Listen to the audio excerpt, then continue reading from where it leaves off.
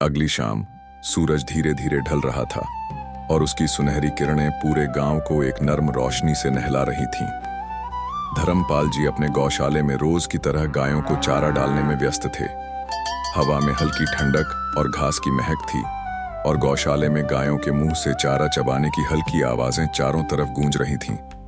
इस शांत माहौल में धर्मपाल जी पूरे मन से अपने काम में लगे हुए थे जब पीछे से एक जानी पहचानी आवाज आई। दादाजी, आज कौन सी नई कहानी सुनाएंगे? रोहन ने मासूमियत से पूछा। उसकी आंखों में वही पुरानी जिज्ञासा और उत्साह था। धर्मपाल जी एक पल के लिए ठहर गए। उन्होंने सिर उठाकर पीछे देखा, जहां रोहन उनकी ओर देख रहा था, मानो वो एक कहानी के बिना चैन की नींद नहीं सो पाएगा। धर्मपाल जी ने हल्की मुस्कान के साथ रोहन को देखा, लेकिन फिर उसकी इस आदत पर हल्की सी डांट लगाते हुए बोले, तुम्हें बस कहानियों की ही फिक्र रहती है। हर बार एक ही सवाल, कहानी कहानी, कुछ और भी तो करो। देखो, गौशाले का काम बाकी है और तुम हर वक्त कहानी सुनने की जल्दी में रहते हो। रोहन थोड़ा सा शर्मा गया, लेकिन उसकी आंखों में शरारत और उम्मीद अब भी थी। अच्छा दादाजी, अब तो कुछ काम करने दो, रोहन ने कहा, और फिर धर्मपाल जी ने हल्के से हंसते हुए चारे का एक गट्ठर उसकी तरफ बढ़ा दिया। लो जरा ये चारा गायों को दे आओ। धर्मपाल जी ने प्यार से उसकी तरफ देखते हुए कहा। रोहन ने गट्ठर उठाया और तेजी से गायों की ओर चल पड़ा। जैसे ही उसने चारा गायों के सामने डाला, वह फिर से धर्मपाल जी की ओर देखता हुआ वापस आ गया। उसकी आंखों में वही पुरानी उत्सुकता थी, मानो उसने कोई बड़ा काम पूरा कर लिया हो और अब वह अपनी मनचाही इनाम की उम्मीद कर रहा हो। दादाजी, अब तो मैंने काम भी कर दिया, अब तो आप मुझे नई कहानी सुनाइए, है ना? रोहन ने शरारती अंदाज में कहा। उसकी आंखों में चमक थी और चेहरे पर मासूम मुस्कान। धर्मपाल जी मुस्कुराए, अपनी मूंछों को हल्का सा ताव दिया और बोले, तुम्हें कहानियों का बड़ा शौक है। ठीक है, आज तुम्हें एक नई कहानी सुनाऊंगा जिसका नाम है नन्हा पक्षी और उसकी उड़ान। ये कहानी एक छोटे से पक्षी की है जो अपने डर और चुनौतियों का सामना करके कैसे अपनी पहली उड़ान भरता है। रोहन की आंखें उत्सुकता से और बड़ी हो गईं। उसने ध्यान से सुना और मन ही मन यह सोचने लगा कि यह कहानी कितनी रोचक होगी।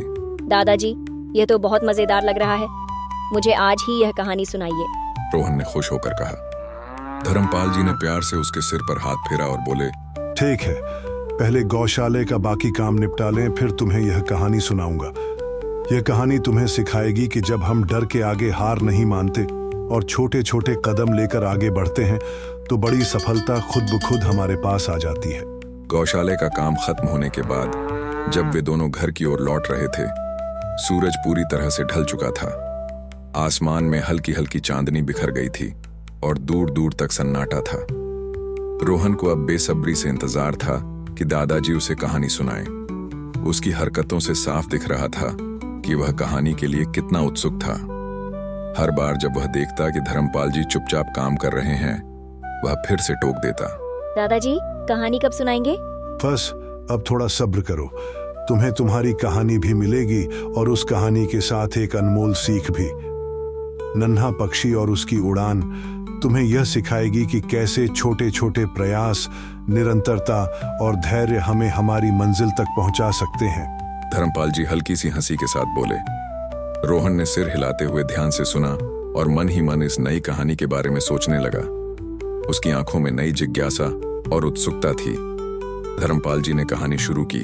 बहुत समय पहले एक घने जंगल के किनारे एक बड़ा पेड़ था। उस पेड़ पर ढेर सारे पक्षी रहते थे।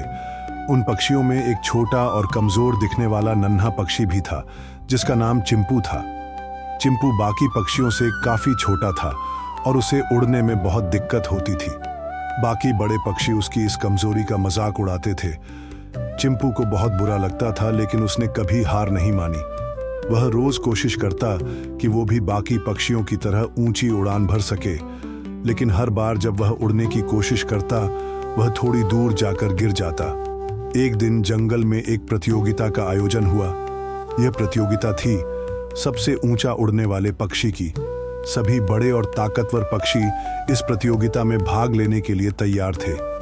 चिंपू ने भी भाग लेने का निश्चय किया, लेकिन बाकी पक्षी उसे देखकर हंसने लगे और कहने लगे, तुम इस प्रतियोगिता में हिस्सा लोगे? तुम तो मुश्किल से उड़ सकते हो। चिंपू को उन पक्षियों की बातें सुनकर बहुत बुरा लगा, लेकिन उसने फिर भी हिम्मत नहीं हारी। उसने अपने आप से कहा, मैं छोटा हूँ, लेकिन मेरे अंदर हिम्मत और मेहनत की ताकत है। मैं कोशिश करूँगा, चाहे कोई मुझ पर हंसे या नहीं। प्रतियोगिता के दिन सभी पक्षी उड़ान भरने के लिए तैयार हो गए। जैसे ही प्रतियोगिता शुरू हुई, सभी पक्षी तेजी से आसमान में ऊंचाई तक उड़ने लगे। बड़े पक्षी तो बहुत तेजी से ऊपर जा रहे थे, लेकिन चिंपू धीरे धीरे उड़ रहा था। कुछ पक्षियों ने उसे पीछे रह जाने पर फिर से हंसाया, लेकिन चिंपू ने उनकी बातों पर ध्यान नहीं दिया। वह लगातार अपनी उड़ान भरता रहा। थोड़ी देर बाद बड़े और ताकतवर पक्षी थकने लगे। उनके पंख भारी हो गए और वे धीरे धीरे नीचे उतरने लगे। लेकिन चिंपू, जो धीमे धीमे उड़ रहा था, अभी भी पूरी ऊर्जा के साथ उड़ रहा था। उसने अपने आप से कहा, मैं हार नहीं मानूंगा, मैं अपनी पूरी कोशिश करूंगा। धीरे धीरे चिंपू बाकी पक्षियों से आगे निकलने लगा। उसकी मेहनत और धैर्य उसे ऊपर और ऊपर ले जा रहे थे। अंत में जब सभी पक्षी थक कर रुक गए, चिंपू ने सबसे ऊंचाई पर पहुंचकर अपनी उड़ान पूरी की। उसने जंगल के सबसे ऊंचे पेड़ की चोटी को छू लिया। जंगल के सारे पक्षी हैरान रह गए। उन्होंने कभी सोचा भी नहीं था कि चिंपू, जो सबसे छोटा और कमजोर था, वह सबसे ऊंचा उड़ान भरेगा। सभी पक्षी उसके पास आए और उससे माफी मांगते हुए बोले, हमने तुम्हें कम आंका, लेकिन तुमने यह साबित कर दिया कि हिम्मत और मेहनत से कोई भी असंभव चीज को संभव बना सकता है। चिंपू ने मुस्कुराते हुए कहा, आप सभी से बड़े होने का मतलब सिर्फ शारीरिक ताकत नहीं है। असली ताकत हमारे आत्मविश्वास, धैर्य और मेहनत में होती है। धर्मपाल जी ने कहानी समाप्त करते हुए रोहन की ओर देखा और कहा, देखा बेटा, चिंपू ने कैसे अपने आत्मविश्वास और मेहनत से वो हासिल किया जिसे लोग असंभव समझते थे। जीवन में कभी भी अपने आप को छोटा या कमजोर मत समझो। अगर तुम में आत्मविश्वास और मेहनत करने की लगन है, तो तुम भी सबसे ऊंची उड़ान भर सकते हो। रोहन ने सिर हिलाते हुए कहा, दादाजी, अब मुझे समझ में आया कि हमें कभी हार नहीं माननी चाहिए, चाहे लोग कुछ भी कहें। मैं भी अब अपने सपनों को पूरा करने के लिए मेहनत करूंगा और कभी अपने आप को कम नहीं समझूंगा। धर्मपाल जी ने प्यार से कहा, शाबाश बेटा, हमेशा याद रखना कि असली ताकत शरीर में नहीं बल्कि हमारे मन और आत्मविश्वास में होती है।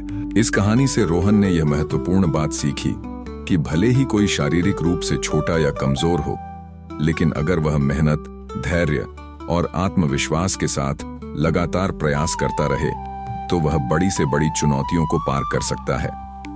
रोहन ने देखा कि चिंपू, जो सबसे छोटा और कमजोर पक्षी था, उसने न सिर्फ हिम्मत दिखाई बल्कि लगातार कोशिश करते हुए आखिरकार सबसे ऊंची उड़ान भरी। बड़े पक्षियों ने उसे कमजोर समझा, उसका मजाक उड़ाया, लेकिन उसने अपनी उड़ान नहीं रोकी। उसकी लगन और मेहनत ही उसकी असली ताकत बनी। यह दर्शाता है कि असली जीत सिर्फ शारीरिक बल में नहीं, बल्कि हमारी मानसिक शक्ति और दृढ़ निश्चय में होती है।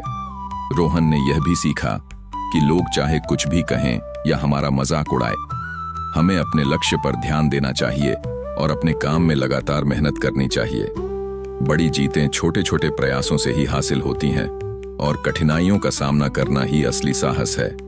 धर्मपाल की अगली रोचक कहानी में जानिए माफी और उदारता का महत्व।